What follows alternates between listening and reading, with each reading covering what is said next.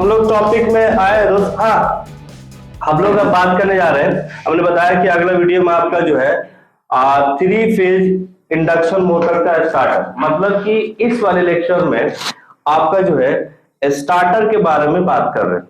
मतलब कि 3 phase motor को हम लोग किस तरीके से स्टार्ट करेंगे और उसको स्टार्ट करने के लिए कौन सा स्टार्टर का प्रयोग करेंगे, उसके बारे में भी हम लोग डिस्कशन करेंगे। पहले ये जानते हैं कि स्टार्टर की आवश्यकता क्यों पड़ा, क्या रीजन है। हम लोग एक तो मोटर बनाया ही है, मोटर में कई तरह की चीजें लगाया, बाइंडिंग है, स्टेटर है, रोटर वगैरह वगैरह, फिर एक और झमेला क्यों पैदा करें, सवाल तो है ना। तो हमें क्या आवश्यकता पड़ा, कई बार सवाल पूछ लिया है, इसलिए आपको बता दे। 3 फेज में, क्योंकि 3 फेज का स्टार्टर अलग होता है और सिंगल फेज का स्टार्टर अलग होता है। सिंगल फेज का स्टार्टर को 2 पॉइंट स्टार्टर, 3 पॉइंट स्टार्टर और 4 पॉइंट स्टार्टर बोला जाता है। उसके बारे में हम पढ़ा चुके हैं डीसी मोटर में, ठीक है। ये 3 फेज मोटर है। हालांकि हाल फिलहाल एग्जाम जो हुआ है ना ITI का, उसमें भी 3 फेज 2 पॉइंट स्टार्टर का डायग्राम मांगा था 15 नंबर का। ड्राइंग के एग्जाम में 15 नंबर का 2 पॉइंट स्टार्टर का डायग्राम सिर्फ हम यहाँ पढ़ाए थे, हम देखा क्वेश्चन था। तो खैर कई बार ऐसा होता है, तो आप लोग डायग्राम भी देख लेना है, पढ़ाएंगे हम। और उस डायग्राम के अंदर या उसके सर्किट के अंदर में कई ऐसे डिवाइसेस यूज करेंगे, कैसे युक्ति यूज करेंगे जो डायरेक्ट क्वेश्चन पूछता है। जैसे कॉन्ट्रैक्टर हुआ, IC TPC हुआ, इसी तरीके से कई स्विचेस यूज होता है। तो कई बार पूछ लेता है फुल फॉर्म के रूप में भी, या इसका कार्य क्या है ना। तो हम ये जानेंगे कि स्टार्टर का आवश्यकता क्यों पड़ी। देखिए, हम लोग ये जानते हैं कि जब हम 3 फेज मोटर, चाहे वो स्क्वायरल हो या स्लिप रिंग हो, जब स्टार्ट करते हैं तो स्टार्टिंग के समय धारा का मान ज्यादा लेता है। रनिंग के हिसाब से स्टार्टिंग के समय 5 से 6 गुना धारा ज्यादा लेता है, जिससे कई चीजों का नुकसान हो सकता है। पहला चीज, जो हमारा स्टेटर में बाइंडिंग होता है, स्टेटर में बाइंडिंग का जो पेंट कहो या एनिमेल्ट कहो, है ना, उसको जो अचानक आवरण बोलते हैं, वो नष्ट हो सकता है।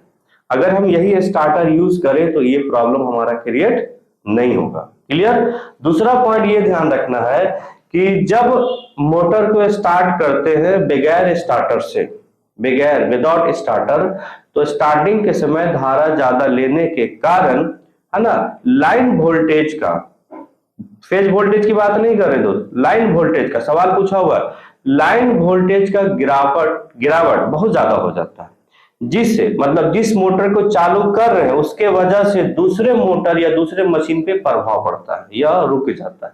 इसको बचाव के लिए हम लोग स्टार्टर यूज करते हैं। तीसरा पॉइंट ये ध्यान रखना है कि लाइन वोल्टेज को कमी या गिरावट होने के कारण, अगर हम रूल की बात करें, नियम की बात करें, तो भारतीय विद्युत नियमों का उल्लंघन है, इसीलिए स्टार्टर हमें यूज करने की जरूरत पड़ा या आवश्यकता पड़ा। ठीक है दोस्त।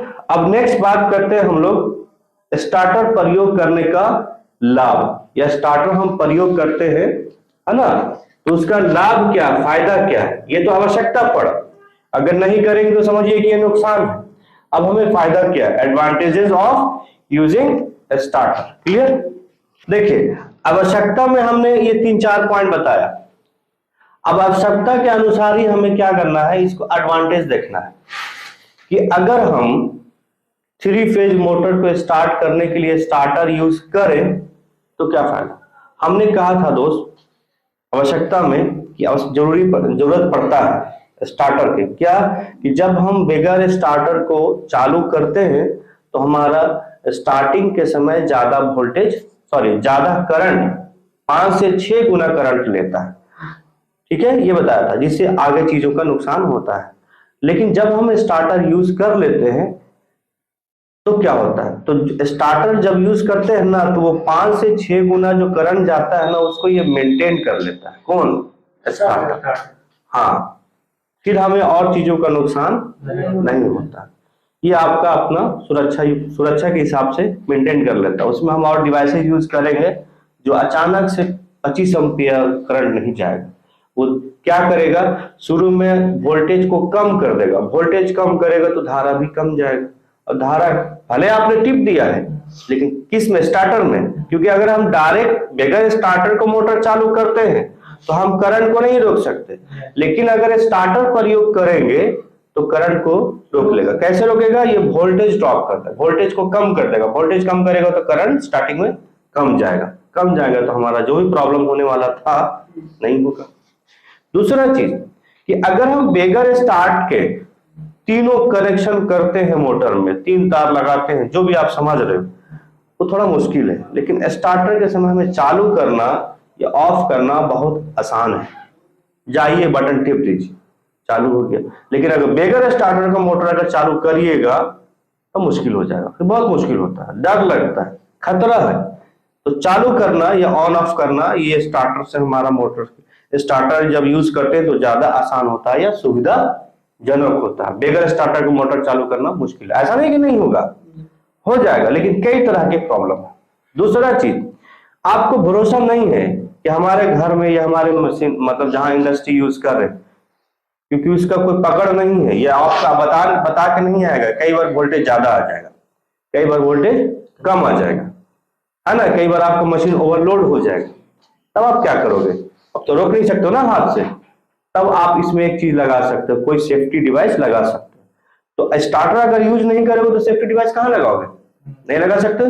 तो स्टार्टर में हम सेफ्टी डिवाइस लगा सकते हैं, चाहे ओवरलोड हो या निम्न वोल्टेज हो। तो ये हमें फायदा है स्टार्टर प्रयोग करने से। क्लियर हो गया? ठीक है, चलिए नेक्स्ट बात करेंगे हम टाइप्स ऑफ स्टार्टर। स्टार्टर की बात करें मतलब कि कितने तरह के स्टार्टर होता है। हालांकि इसमें 2 स्टार्टर से क्वेश्चन काफी पूछा है ना। एक आपका है सिंपल स्टार्टर जो सिंगल फेज में भी यूज होता है, और 3 फेज में। ये इंडक्शन के लिए, ये डीसी मोटर में यूज नहीं होता, याद रखिएगा। कई बार आपको डीसी मोटर और एसी मोटर मतलब इंडक्शन मोटर में अलग करने के लिए स्टार्टर से सवाल कर देगा, तो बहुत सारे लोग कंफ्यूज हो जाते हैं। देखिए फिर से बताते हैं, डीसी मोटर में, सिर्फ मोटर में 3 तरह के स्टार्टर यूज करते हैं। वहां पर 2 बिंदु वाला स्टार्टर, 3 बिंदु वाला स्टार्टर और 4 बिंदु वाला स्टार्टर।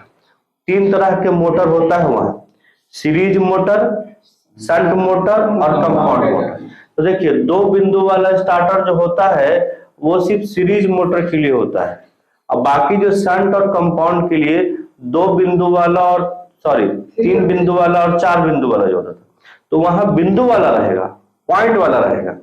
तो डीसी मोटर का स्टार्टर अलग है। ये आपका है सेपरेट 3 फेज मोटर के लिए जो एसी वाला इंडक्शन से चलता। पहला है DOL स्टार्टर, बहुत ही इंपॉर्टेंट है।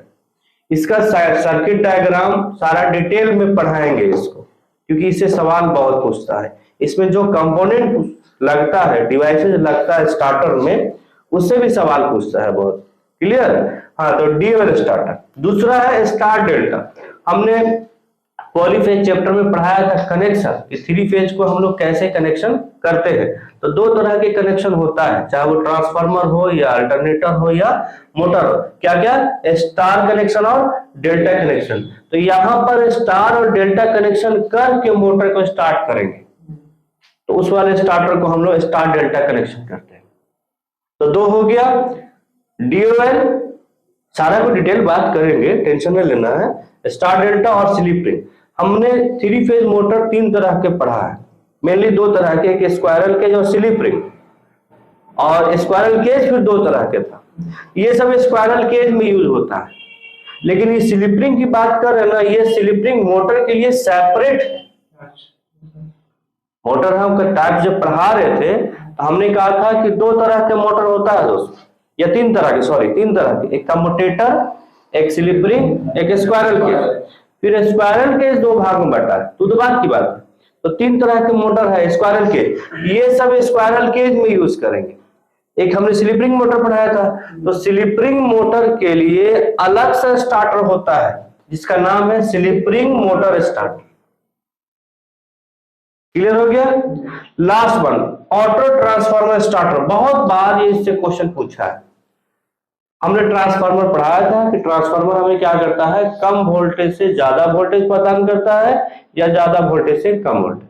ट्रांसफार्मर का बहुत तरह के प्रकार है, जिसमें एक ऑटो ट्रांसफार्मर, ऑटो ट्रांसफार्मर के अंदर में एक सिस्टम होता है कि वो अपने आप वोल्टेज को कम और बेसी कर दे, जैसे स्टेबलाइजर में लगा होता है।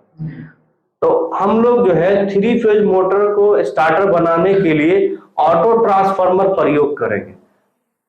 3 फेज स्टार्टर बनाने के लिए ऑटो ट्रांसफार्मर प्रयोग करेंगे। उस स्टार्टर का नाम ऑटो ट्रांसफार्मर स्टार्टर नाम रखा।